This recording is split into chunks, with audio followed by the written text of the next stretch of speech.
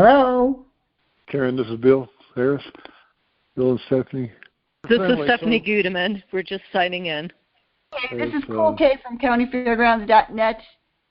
I have salsa-steel on the line with me. There is salsa-steel drum band, and we have William Harris and Stephanie-Gudeman. Hello, Gudeman. Oh, Gudeman. Hi, Miss Gudeman. Hi. Anyway, you guys play instruments. How long have you been doing this, doing shows? Well, we've been doing shows for a very long time, for decades, but this particular show we've been doing for, I don't know, Bill, what do you think, like 10 years?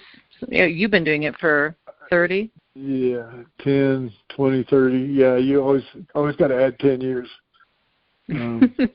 Okay. We were Southern California, and we met there about 15 years ago, and Stephanie's got an amazing resume, and she's done movies and LA studio stuff for years. And I've been playing. I was playing Croce's jazz band in San Diego, and ran into a guy from Trinidad and started, instead of playing vibraphone jazz, I started playing the steel drum stuff, reggae calypso and a different kind of thing, just because I was just so dumbfounded by the steel drums and in awe. The guy, Carl Lawrence, was just amazing. One of the inventors that came over in the 50s, and he played for Eisenhower, and just a pioneer, literally, the steel drums. And Stephanie, I asked her to go with me to a room full of steel drums, just so she could see all the different, the whole orchestra of drums, the bass and cello and guitar, all the different drums. And amazingly, for me, she said, "I'll take these. I want these." They sounded good, and it was some drums that actually my friend Carl Lawrence I just mentioned. He actually invented the pattern, or made the pattern, and him and his brother made the drums. I recognize the sound, but anyway. Hey, you're going too fast. Okay, you're salsa-steel. What else have you done in your life, Bill? What did you start doing? I mean, where did you learn to play music? Let's start with that. Well, I was, I guess, in Kentucky, 3 years old, banging on pots and pans and watching Porter Wagner and Dolly Parton. When I was just a little kid, I was a drummer, and I was always a drummer, and started playing drums when I was in the 4th grade, probably, and then went to Eastern Kentucky University, and then American Conservatory in Chicago, and I played with Chicago Symphony while I was up there, and a lot of guys from Brazil and different parts of the world. And slow down a minute. There you go. So you really haven't done anything else. I mean, you've just been pretty much what I would say is a drummer then for your whole life. Yeah, well, I did lots of stuff. I got just getting through the week. I taught drums and percussion and piano and different stuff. Okay. And I even sold insurance. I took an insurance class and sold insurance for about a week. Yeah, I hear you. That kind of thing. So, I always ask my entertainers how they got started in this, because people wonder. And people come along and they're looking for a career and things. And a lot of the people that, normal people, they don't understand how you get started in something like this. That's why I kind of like to ask that. What about you, Stephanie? How did you get started? I got started in music by mistake. I accidentally auditioned for an alto part and with a madrigal choir in college, and out of 200 people, I won the audition on accident. Wow. Then I continued to play music, and that became my main focus. Okay. So what was the first thing that you did that you made money with when you were playing music? I started making money pretty quickly because I had a propensity for playing music, I feel it was a gift, and I'm very grateful for that gift.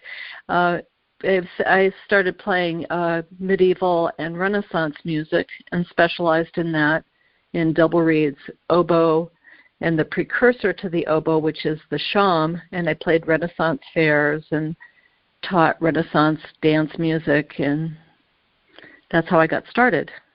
And then, so you've never really done anything else for a living? Not really. I've done some other things part-time, but I've always been full-time in music. Okay. Is the drums the only instrument that you play? Oh no, I play oboe. I just played a second oboe in a concert last week in La Jolla, and I play shawm. I played shawm at the Renaissance Fair in La Jolla. Bill plays marimba with me. We do Renaissance things together.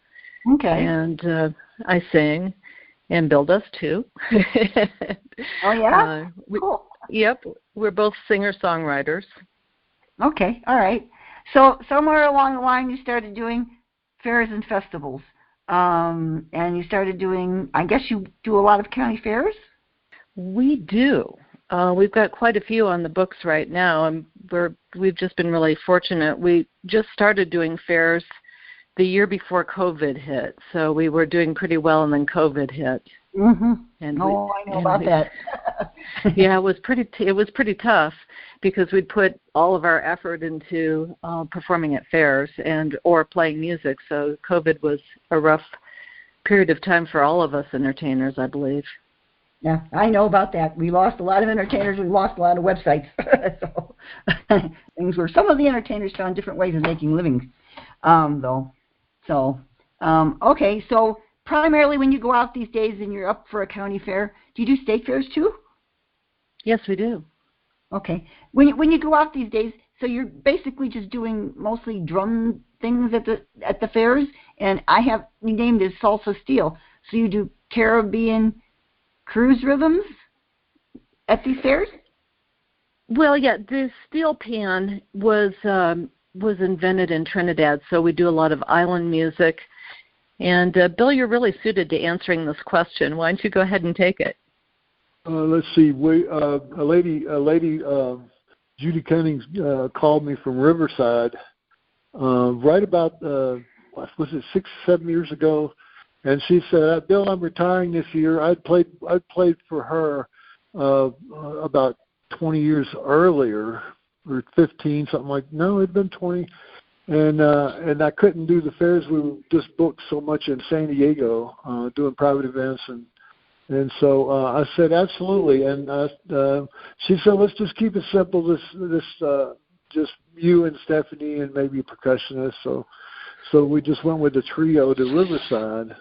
And Stephanie said, "This is my bucket list. This is what I've always wanted to do." And I said, "Let's do it." And we actually moved out of Southern California and moved to West New Mexico.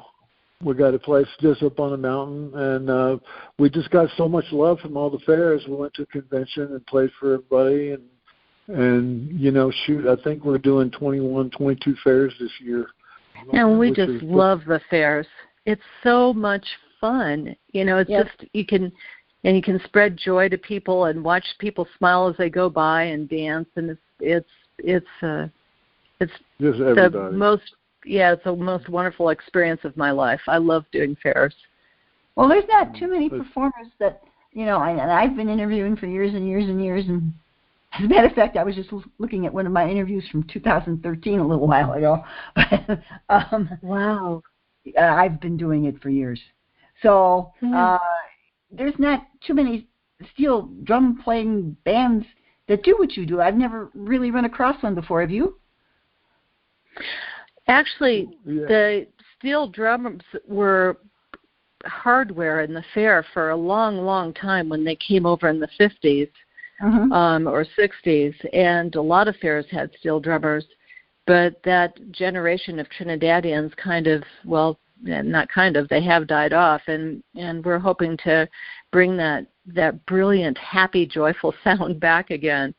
And there's another guy doing it in I forget where. Prince. Where's Prince playing? He's actually from Trinidad, I believe.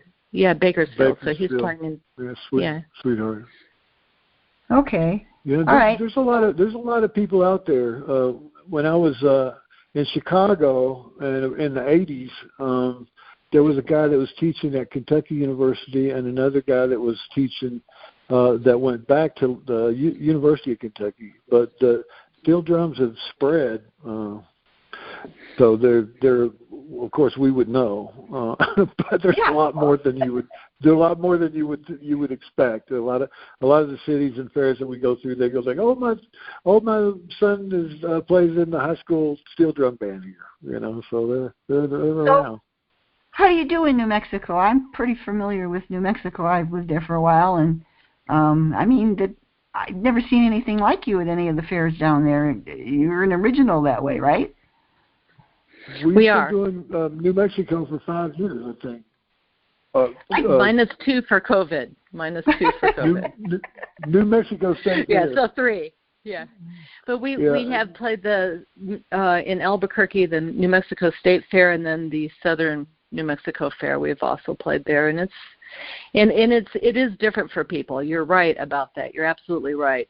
People hear the sound and they go, "What is that?" And why on earth would you think you could even get a sound out of something like that?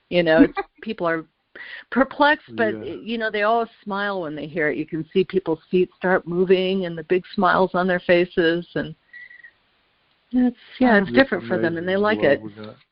You're a stage act, right? Yes, stage and grounds. Oh, we do both. Because the picture that I have here with you, you don't even have any tent over you. I would think you'd get rather hot in New Mexico. We have to have shade.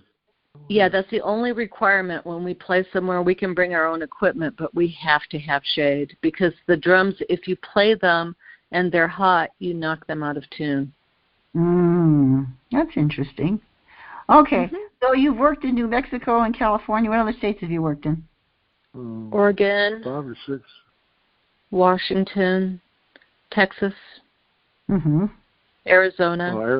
Arizona, Nevada. Did we do Nevada yet?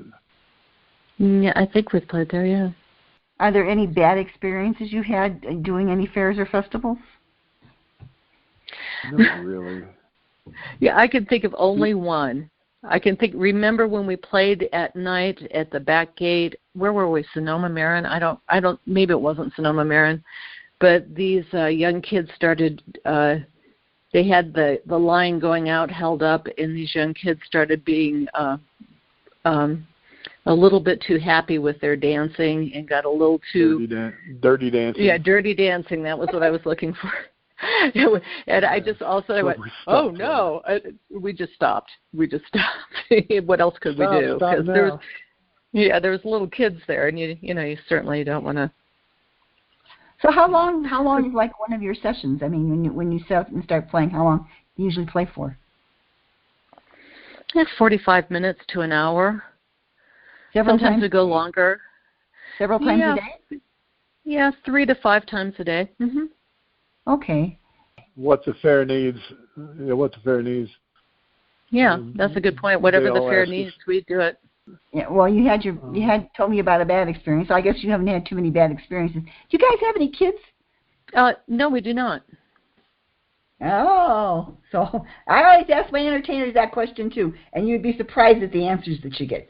Because I always ask them what the kids think of what they do.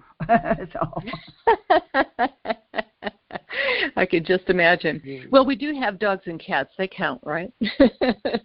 Yeah, sort of. But you can't take them to the fair. Somebody has to watch them while you're gone.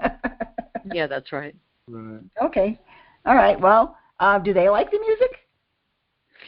They do, but our biggest fan was our yellow lab, and he would always come and lay under Bill's feet every time he picked up a mallet instrument. He loved the loud sounds, the big sounds of mallet and steel drums. Even the drum set.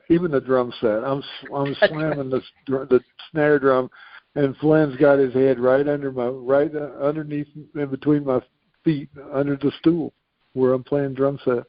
And that was really interesting. And the girl dog we've got now, Molly, she'll do the same thing. If I step back, I step on her. So I got to be real careful not to step on her when playing.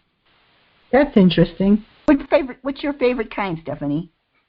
What's your favorite music? What kind of music do you like the best? Oh, wow, that's a tough one. Any happy music of any genre. Okay, that's a good answer. If it's happy and positive. Mm-hmm. Yeah, because you go to these fairs and the idea is to make people happy, and that's one of the reasons I do what I do, because, happy people go to fairs and people get happy. That's the idea. It's really important, especially now. Yes, I know. Okay, Bill, now let's come back to you again for a second. All right, Bill, so tell me a little bit again let's go over your history one more time. You told me you started playing drums when you were like 3, and you've always been a drummer. Do you play any other instruments? Yeah, my mom wouldn't let me play with the boys in the barn at Kentucky. I had to go to school, and so I kind of followed that. And I appreciate that now because, I learned the orchestral stuff, and I always had fun playing with orchestras. And so I did what they call the battery percussion, so that would include timpani and cymbals and all the snare drums and xylophone, chimes, but that was, so then that was, going through college. And so when I was in Chicago, I ended up with a really good teacher, James Dutton. And so I got really pretty good on vibes and marimba. That was his strong point. And ended up going to San Diego and playing jazz clubs. Like I said before, I ran into a guy from Trinidad and just was completely amazed at the sound of steel drums. And those were the guys that were actually playing fairs in the 80s, well, in the 50s. So that's what we were saying. Those guys I think the younger one just died a few years ago, and we hung out with him for 20 years or 30 years. Well, I have to ask Bill first, what did his mother end up thinking about this as you started to I would presume, make a living at it? What did she think? They were just I don't know. My mom was always supportive. My dad just couldn't figure out how I would ever. He just figured I'd starve to death. And when I left home, when I left home and after I got an education degree, I started teaching in Louisville, and he called me a year or two later after I was completely gone from home and said, "Are you okay? Do you need some money or something?" And I said, "No, I've got a job, and in music, they pay you for music, So that was just, But when I told you I was banging on pots and pans, and they were like, "God, somebody stop him from banging on the drums," And my mom said, "He's practicing his music. You leave him alone," So it was kind of went that way, and that's kind of neat. I thought the money was good playing music. We're doing just kind of great, and it's just such a blessing to be with Stephanie and both of us. Sometimes we walk 10 miles a day, sometimes or more, going from the grounds, greeting people, and going to a stage and doing a set or two with vocals, and then going back to say goodbye to everybody, So we do move the drums around. And Stephanie's is just like me, we're just learning the songs, and people dance around us and smile, and that's everybody that goes through. It's just. So where did you two meet each other? We missed that. Our booking agent. We had seen each other at the zoo and Wild Animal Park and different private events where she would be playing a different style of music, and I would be doing island stuff. And she's I heard her play mandolin, and I'm going like, this girl is grooving on that mandolin. And so I knew she could play guitar pan on the steel drums. I knew she could really play good rhythm.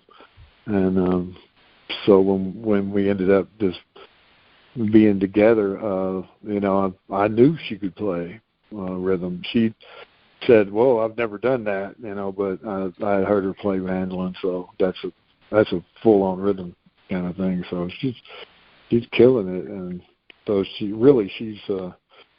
she had recorded with the Electric Light Orchestra, National Geographic, different LA studio stuff for years. Well, Okay. All right. So is there any place people would like to play that you haven't had the opportunity? Well, at some point I'd like to hit the East Coast. That would be really fun. And I'd love to do I'd love to do the Washington State Fair. That would be really fun. Yeah, any place that we haven't played before we'd like to play. Ireland. Because we love traveling. Ireland, Japan. Germany. Yeah, we've got a really good Christmas job, but we were thinking. I just looked in online for Christmas, and it's like every country, Switzerland, Japan, all the countries have great Christmas festivals. So we would love to do a. You really haven't played overseas? Well, I'd played in Cancun, but that was about it. And Brazil. I've never been overseas, so. Okay. Well, you never know. We'll get this up, and we'll get it on our front page and put some music on it, and maybe you might hear from some people because Countyfairgrounds.net has a lot of traffic. So, all right. Well, thank you very much. And how do people reach you if they want to book you? musicforfairs.com. musicforfairs.com. Okay. And so, do you have anything else to say, Bill? Yeah, thanks for everything. And sure, that's musicforfairs.com. You get all the phone numbers, all the emails are on there. We got too many names, too many numbers, but we check everything. So. Okay. Thank you so much for interviewing us. It's really an honor to have you ask us, and it's really nice of you. Thank you so much. Oh, you're welcome. I try to help people as much as possible. Okay. Thank you. Bye-bye. Bye. Okay, bye.